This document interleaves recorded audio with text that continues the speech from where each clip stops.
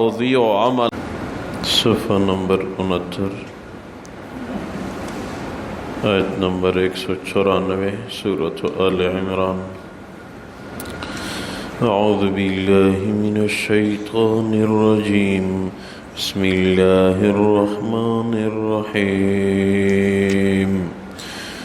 ربنا وآتنا ما وعدتنا على رسولك ولا تخزنا يوم القيامة إنك لا تخلف الميعاد۔ اللہ تبارک و تعالی فرماتے ہیں ربنا وآتنا ما وعدتنا على رسولك، ایمان والے لوگ اپنے رب سے دعا مانگتے ہیں اے ہمارے رب ہمیں عنایت فرما وہی کچھ آپ نے اپنے رسولوں کی زبان پہ ہمارے ساتھ وعدہ کیا ہے، ولا تخزنا یوم القیامہ، ہمیں قیامت کے دن رسوا نہ کرنا، انک لا تخلف المیعاد، اے اللہ آپ تو وعدے کے خلاف نہیں کرتے۔ فاستجاب لهم ربهم انی لا اضیع عمل عامل منکم، تو ان کا رب ان کی دعا کو قبول فرماتے ہیں اور آپ لوگوں میں سے کسی کے عمل کو ضائع نہیں فرماتے، من ذکر او انثی، چاہے کسی مرد کا عمل ہو یا کسی عورت کا عمل ہو، بعضکم من بعض، آپ لوگ بعض سے منسلک ہیں، فالذین ہاجروا واخرجوا من دیارہم واوذوا فی سبیلی، وہ لوگ جنہوں نے ہجرت کی اور جن کو اپنے گھروں سے نکالا گیا، جن کو میرے راستے میں اذیت دی گئی، وقاتلوا وقتلوا، وہ اللہ کے راستے میں لڑے اور قتل کیے گئے، لأکفرن عنہم سیئاتہم، اللہ فرماتے ہیں میں ضرور بضرور ان کی خطاؤں کو مٹا دوں گا، وَلَأُدْخِلَنَّهُمْ جَنَّاتٍ تَجْرِي مِن تَحْتِهَا الْأَنْهَارُ، ان کو ضرور ہم جنت میں داخل کریں گے جن کے نیچے نہریں بہہ رہی ہیں، ثوابا من عند اللہ، یہ اللہ کی طرف سے ایک بدلہ ہے، واللہ عنده حسن الثواب، اللہ تبارک و تعالیٰ کے ہاں بہترین بدلہ ہے۔ اللہ تبارک و تعالی ان آیات مبارکہ میں ایمان والوں کی دعا کا تذکرہ فرماتے ہیں۔ ایمان والے اللہ سے مانگتے ہیں اے ہمارے اللہ، قیامت کے دن کی رسوائی سے ہمیں محفوظ فرما، اپنے انبیاء کی زبانی آپ نے جو اپنے بندوں کے ساتھ جنت خوشیوں کے وعدے کیے ہیں وہ عنایت فرما۔ تو اللہ تبارک و تعالیٰ فرماتے ہیں میں ان کی دعا کو قبول فرماتا ہوں، کسی بھی مرد یا عورت کے عمل کو میں ضائع نہیں کرتا، جن لوگوں نے دین کے لیے ہجرت کی، اپنے گھروں سے ان کو نکالا گیا، وہ اللہ کے راستے میں لڑے، شہید کیے گئے، ان کو ہم جنت دیں گے، اور جنت ہی انسان کی منزل ہے۔ اللہ یہی چاہتے ہیں کہ میرا ہر بندہ جنت میں پہنچ جائے۔ حدیث میں ہے کہ جو بھی انسان دنیا میں پیدا ہوتا ہے اس کے لیے اللہ نے جنت میں گھر بنا رکھے ہیں، کافروں کے لیے بھی اللہ نے جنت میں گھر بنا رکھے ہیں، لیکن کافر جب اپنے برے اعمال کی وجہ سے موت تک ایمان حاصل نہیں کرتا تو پھر وہ ایمان والے مسلمان جنت میں کافروں کے گھر کے وارث بن جاتے ہیں اور کافروں کو دوزخ میں بھیج دیا جاتا ہے۔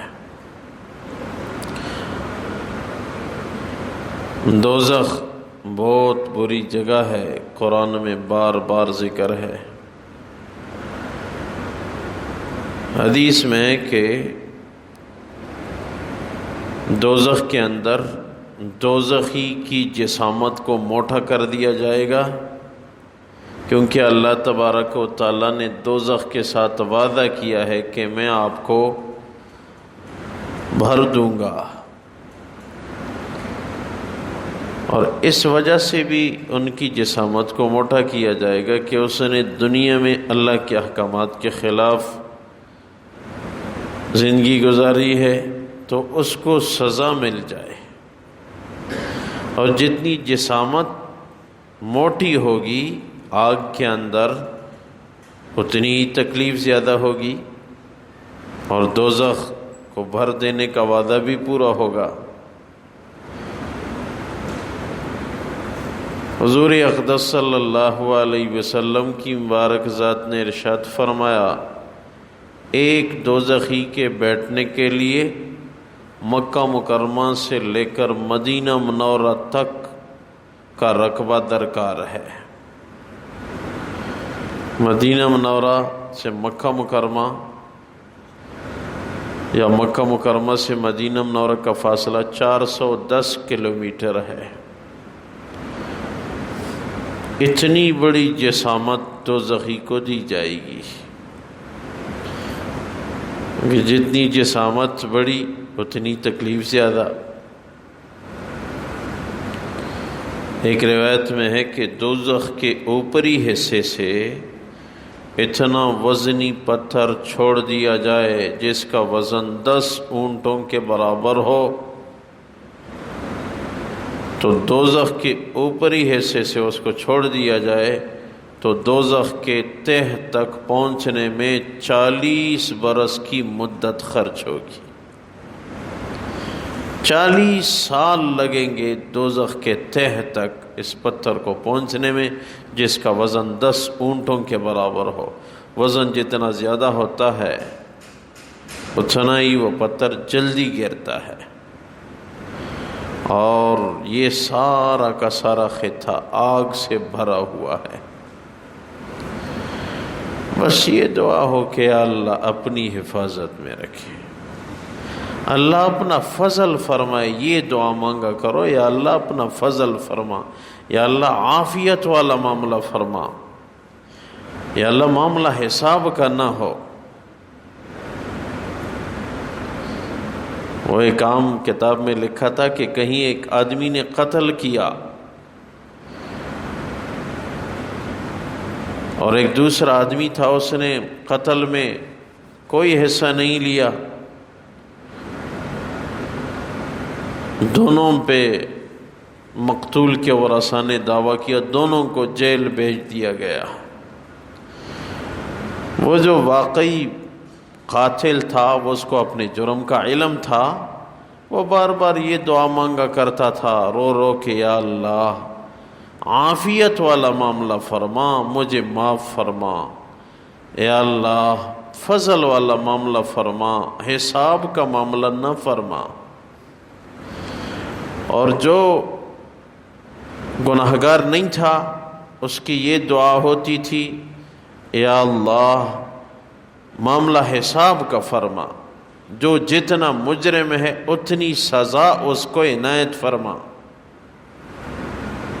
اس کا خیال یہ تھا میں نے تو قتل کیا نہیں ہے، قتل تو فلاں نے کیا ہے، اس کو اپنی کیے کی سزا مل جائے، اس کی یہ دعا ہوتی تھی۔ تو لکھا ہے کہ جو قاتل تھا اس کے متعلق قاضی نے رہائی کا فیصلہ صادر فرمایا، اور جو مجرم نہیں تھا اس کو قید کی سزا ہو گئی۔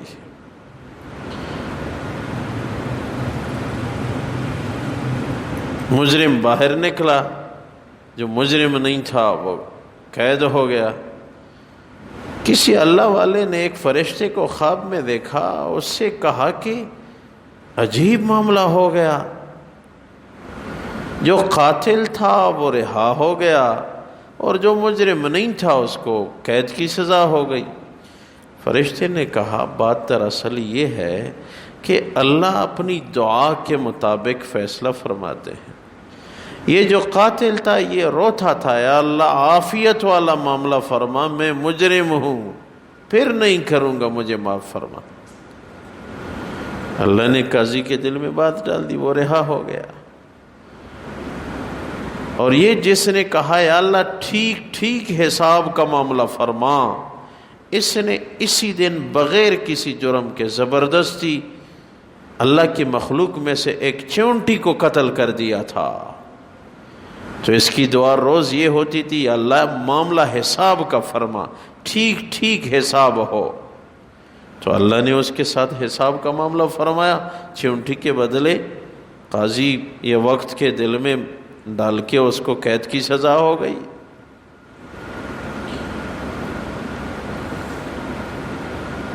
تو دعا کا بڑا اثر ہوتا ہے۔ اللہ سے دعا ہو، یا اللہ اپنے فضل سے ہمیں دوزخ سے بچا دے، اپنے فضل سے ہمیں جنت عنایت فرما دے۔ ہمارے اعمال جنت کے قابل نہیں ہے یا اللہ، اور پھر جنت میں ہمیشہ کی خوشیاں ہیں، دائمی خوشیاں، پھر وہاں پھر ناکامی نہیں۔ حدیث میں ہے کہ حضور اقدس صلی اللہ علیہ وسلم کی مبارک ذات نے ارشاد فرمایا، جنت کے پھل دودھ سے زیادہ سفید، جنت کے پھل شہد سے زیادہ میٹھے، جنت کے پھل مکھن سے زیادہ نرم ہیں۔ عبداللہ بن عباس رضی اللہ تعالیٰ عنہ سے روایت ہے کہ جنت کی ایک کھجور کی لمبائی 12 ہاتھ ہوگی۔ جنت کی ایک کھجور کی لمبائی 12 ہاتھ ہوگی، اور اس میں گٹھلی نہیں ہوگی۔ دوسری حدیث میں ارشاد ہے، جنت میں ایک انار کے گرد بہت سارے لوگ بیٹھ کے کھاتے رہیں گے، لیکن وہ ختم نہیں ہوگا۔ ایک حدیث میں ہے حضور اقدس صلی اللہ علیہ وسلم کی مبارک ذات ایک دن نماز پڑھا رہے تھے، تو نماز کے اندر ہی تھوڑے سے آگے بڑھے پھر پیچھے ہوئے۔ نماز کے بعد ایک صحابی نے عرض کیا، یا رسول اللہ صلی اللہ علیہ وسلم، آپ نماز میں آج تھوڑے سے آگے بڑھ گئے تھے، کیا ہوا تھا؟ ارشاد فرمایا کہ جنت کا نظارہ دکھایا گیا مجھے، تو انگور کا درخت مجھے بہت قریب تھا، میں آگے بڑھا کہ اس سے انگور کا ایک خوشہ کاٹ کے حاصل کر لوں۔ پھر مجھے خیال ہوا کہ یہ تو دنیا ہے، یہ معاملہ تو بالغیب ہے، اگر انگور کا خوشہ میں نے حاصل کیا پھر تو معاملہ بالعین ہو جائے گا، بالغیب ہی صحیح، کیونکہ بالغیب پہ اجر بہت زیادہ ہوتا ہے۔ میرے صحابہ، اگر میں یہ خوشہ حاصل کر لیتا، واللہ اس ذات کی قسم جس کے قبضے میں محمد کی جان ہے، تا قیامت لوگ اسی خوشے سے کھاتے رہتے، وہ انگور کا خوشہ ختم نہ ہوتا۔ یہ نعمتیں اللہ نے مسلمان کے لیے تیار کر رکھی ہیں، یہ کافروں کے لیے نہیں ہے، یہ غیر مسلموں کے لیے نہیں ہے، یہ مسلمان کے لیے ہے۔ کاش کہ مسلمان اپنے مقام کو پہچان لے، اپنے نبی کے طریقے کو اختیار کرے، اپنی کتاب کے مطابق زندگی گزارے۔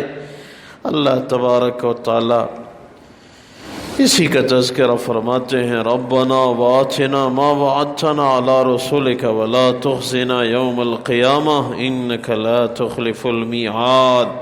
ایمان والے دعا مانگتے ہیں، اے ہمارے رب ہمیں عنایت فرما جو کچھ آپ نے وعدہ کیا ہے اپنے رسولوں کے زبانی، قیامت میں اللہ ہمیں رسوا نہ فرما، آپ تو اپنے وعدے کے خلاف نہیں کرتے۔ فاستجاب لهم ربهم انی لا اضیع عمل عامل منکم من ذکر او انثی۔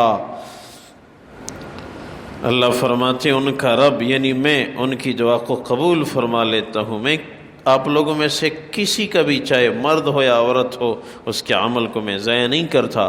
بعضکم من بعض، آپ لوگ آپس میں منسلک ہیں۔ فالذین ہاجروا واخرجوا، وہ لوگ جنہوں نے ہجرت کی اور ان کو نکالا گیا من دیارہم اپنے گھروں سے، وَأُوذُوا فِي سَبِيلِي وَقَاتَلُوا وَقُتِلُوا لَأُكَفِّرَنَّ عَنْهُمْ سَيِّئَاتِهِمْ، اور وہ لوگ جو اللہ کے راستے میں لڑے، ان کو شہید کیا گیا، میں ضرور ان کے گناہوں کو مٹا دوں گا، وَلَأُدْخِلَنَّهُمْ جَنَّاتٍ تَجْرِي مِن تَحْتِهَا الْأَنْهَارُ، اور ان کو ضرور میں جنت میں داخل کر دوں گا جن کے نیچے نہریں بہہ رہی ہیں، ثوابا من عند اللہ واللہ عندہ حسن الثواب، یہ اللہ کی طرف سے بہترین بدلہ ہے اور اللہ ہی کے ساتھ تو ہے ہی بہترین بدلہ۔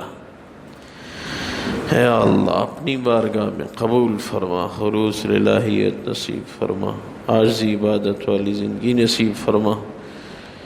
ایک ساتھی کا آپریشن ہوا ہے دماغ کا، ان کے لیے دعا فرمائے، یا اللہ ان کو صحت کاملہ دے، یا اللہ ان کو صحت کاملہ دے۔ رشتہ دار اقربا کے لیے تندرستی عنایت فرما، جتنے بھی بیمار ہیں حاضرین میں، غائبین میں، سامعین میں، یا اللہ سب کو صحت کاملہ نصیب فرما۔ جو صحت مند ہے اللہ ان کو شکر کرنے، عبادت کرنے کی توفیق عنایت فرما، برکتوں کا نزول فرما، یا اللہ ہم سب کی مغفرت فرما، معاملہ حساب کا نہ فرما، اگر آپ نے حساب کا معاملہ کیا ہم اپنا راستہ جانتے ہیں کہ ہم نے کہاں جانا ہے، یا اللہ فضل فرما، رحم فرما۔ جب بھی موت آئے گی یا اللہ آخری خاتمہ بالخیر ہم سب کو نصیب فرما۔ وَأُفَوِّضُ أَمْرِي إِلَى اللَّهِ إِنَّ اللَّهَ بَصِيرٌ بِالْعِبَادِ بِرَحْمَتِكَ وَكَرَمِكَ يَا أَرْحَمَ الراحمين۔